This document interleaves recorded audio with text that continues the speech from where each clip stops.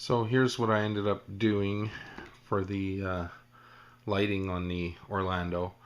These two wires, each with their own individual plug, are for a switch, and I didn't quite understand why you'd have two wires with each their own plug for a switch.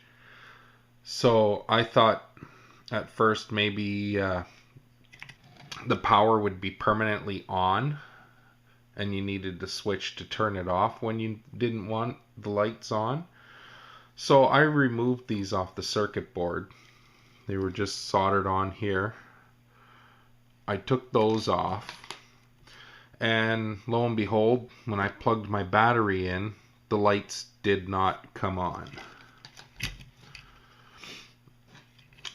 But I did see that's plugged in, receiver's on, there's no lights. But when I took my hobby knife, here I have a pin, and just brush across those two contacts where each wire was soldered on, the lights come on. So I had an idea. I had a flashlight that was no good, and it had a momentary switch like this. You just click it, it'll send power momentarily through the system, but it's technically not in the on position or off position. You would click it once to turn the lights on and click it once to turn it off. So I used one of these momentary switches and soldered it in place on the circuit board where these two wires went.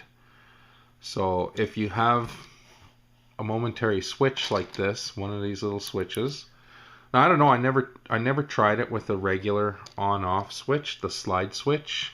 You can try it, but basically all you got to do is you can leave those wires on, just snip the ends off, and either solder on a momentary switch or try a regular slide switch and see what happens.